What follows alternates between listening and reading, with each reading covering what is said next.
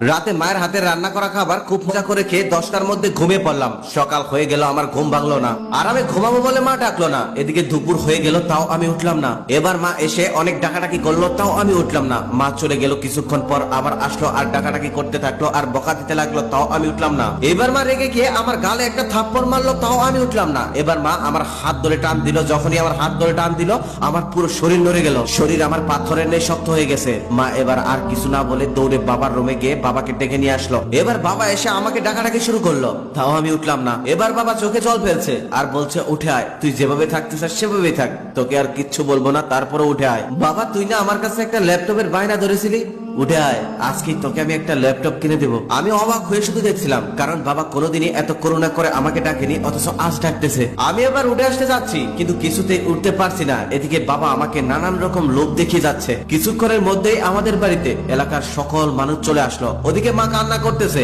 অনেকেই মাকে বুঝাচ্ছে, অনেকেই ভাইকে বুঝাচ্ছে, অনেকেই বোনকে বুঝাচ্ছে, আবার কেউ বাবাকে সান্ত্বনা দিচ্ছে। আমি বুঝতেই পারছিলাম না আমাদের বাড়িতে আজ এত মানুষ কেন। কখনো তো এই মানুষগুলো আমাদের বাড়িতে আসে না। তার কিছুক্ষণ পর কিছু মানুষ আসলো, আমাকে খুব যত্ন করে বিছানা থেকে নামিয়ে একটা শক্ত খাটের মধ্যে শুইয়ে দিল। আমি তখন সবাইকে বলতে চাচ্ছিলাম, এত সুন্দর নরম একটা বিছানার মধ্যে শুয়েছিলাম আমি, অথচ সেখান থেকে আমাকে এই শক্ত খাটের মধ্যে শোয়ালে কেন? কিন্তু আমি কাউকে কিছু বলতে পারছিলাম না। কেউ আমার কথা শুনে না, আমার কথার কোনো পাত্তাই দেয় না। আমি এবার কান্না করছি আর বলছি, আমাকে এখান থেকে নামাও, আমার পিঠে ব্যথা লাগছে। কিন্তু কেউ আমার কথা শুনে না, আমার দিকে ফিরেও তাকায় না। কিছুক্ষণ পর ওই মানুষগুলো গরম পানি করে নিয়ে এসে কিছুটা পানি আমার শরীরের মধ্যে ঢেলে দিল। সেই গরম পানিতে আমার পুরো গা পুড়ে গেল। আমি চিৎকার করে বলছি, এত গরম পানি আমার সহ্য হয় না, এগুলো আমার শরীরে দিও না। কিন্তু কেউ আমার কথা শুনলো না। পরে অবশ্য আমাকে খুব যত্ন করে গরম পানি দিয়ে ডলে ডলে সুন্দরভাবে গোসল করিয়ে দিল। কিন্তু আমার ভারী কষ্ট হচ্ছে। আমি কান্না করছি আর বলছি, আমাকে এত জোরে ডলা দিও না, আমাকে আর গরম পানি দিও না, আমার সহ্য হচ্ছে না। কিন্তু কেউ আমার কথা শোনে না। এভাবে অনেক সময় ধরে গোসল করালো আমায়। তারপর গোসল শেষ করার পর নতুন একটা গামছা দিয়ে আমার পুরো শরীর সুন্দর করে মুছে দিল। গোসল শেষ করার পর আমি খুব খুশি হলাম। আমি এবার মনে মনে ভাবলাম, যাই হোক, গোসল শেষ, এখন হয়তো আমাকে আমার বিছানায় শুইয়ে দিবে। কিন্তু ওরা আমাকে আর ঘরে নিল না। আমাকে লোহার একটা শক্ত কাঠে শুইয়ে দিল, নিচে একটা চাদরও দিল না। কিছুক্ষণ পর একদল লোক এসে নতুন সাদা কাপড় নিয়ে এসে আমাকে পরিয়ে দিল। এদিকে মা কান্না করছে, বারবার আমার কাছে এসে আমার মুখে হাত বুলাচ্ছে।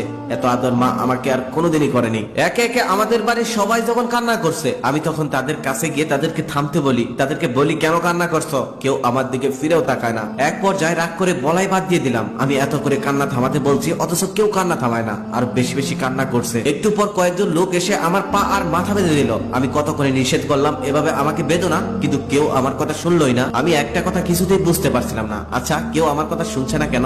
কেন সবাই আমার সাথে এমন করছে? আমাকে যখন খাটিয়া সহ 4 জন ধরে নিয়ে যেতে লাগলো, তখন মা এসে কান্না করতেছিল আর শক্ত করে খাটিয়ার মধ্যে ধরে বলতেছিল, নিয়ে যেতে দেবো না। কিন্তু সবাই মাকে ছাড়িয়ে দিয়ে আমাকে নিয়ে গেল। বোন চুপচাপ দাঁড়িয়ে কান্না করছে, বাবা মাথায় হাত দিয়ে বসে আছে। আমাকে যখন খাটিয়া সহ নিয়ে যাওয়া হলো, সবাই আমার খাটিয়ার দিকে অবাক দৃষ্টিতে তাকিয়েছিল। কত করে বললাম আমাকে কোথায় নিয়ে যাও, আমি ওই দিকে যাবো না, কিন্তু কেউ আমার কথা শুনলো না। আমি যদি আগে একটু বেশি ঘুমাতাম, বাবা গালি দিয়ে বাড়ি মাথায় তুলে ফেলতো। অথচ আমি সেই রাত থেকে ঘুমাচ্ছি, আজকে বাবা আমাকে কিছুই বলছে না, দাঁড়িয়ে দাঁড়িয়ে শুধু কান্নাই করছে, একটা বকাও দিচ্ছে না। মা আমার সাথে আসতে চাচ্ছে, কিন্তু সবাই জোর করে ধরে আছে, কেউ মাকে এদিকে আসতে দিচ্ছে না। তারপর সবাই মিলে আমাকে নিয়ে আসলো আমাদের মাদ্রাসা মাঠে। সেখানে আসার পর খাটিয়ে নামালো। নামানোর পর সেখানে জানাজা পড়লো। জানাজা শেষ করার পর আমাকে কবরস্থানের দিকে নিয়ে যেতে লাগলো। কবরস্থানে যেতে দেখলাম একটা নতুন গর্ত করেছে। বাবা আর ভাই তখন ওই মাটির গর্তে নেমে গেল। মাটির গর্তে নামার পর আস্তে আস্তে আমাকে কোলে করে সেখানে শুইয়ে দিল। একটা বালিশ চাদর কিছুই দিল না, একটা লাইটও দিল না। এখন আবার আমার পা আর মাথার বাঁধন খুলে দিল। তারপর খুব তাড়াহুড়া করে কাঁচা পাশ দিয়ে আমার উপরটা ঢেকে দিল। তার উপর যেন আরো কি কি দিল আমি কিছুই দেখতে পারছিলাম না। আস্তে আস্তে শুধু আমার গর্তটা অন্ধকারী হতে লাগলো। আমি চিৎকার করে বলতে থাকলাম, এখান থেকে আমাকে বের করো, আমার খুব ভয় লাগছে, এখানে আমি থাকবো না। কিন্তু কেউ আমার কথা শুনলো না। একটু পরে মাটি দেওয়া কমপ্লিট করে সবাই আস্তে আস্তে চলে যেতে লাগলো। আমি কান্না করছি আর ডাকছি আর বলছি, আমাকে একা ফেলে যেও না, কিন্তু কেউ আমার কথা শুনলো না। স্বার্থপরের মতো আমাকে ফেলে সবাই চলে গেল। কি ভাবছেন এটা শুধু আমার গল্প? না, এটা আপনার আমার প্রত্যেকের গল্প। একদিন প্রত্যেককে এই সময় পার করতে হবে। এটা চিরন্তন সত্য, সত্যের থেকেও সত্য। এই চিরন্তন সত্যটা তুমি মানলেও সত্য, না মানলেও সত্য।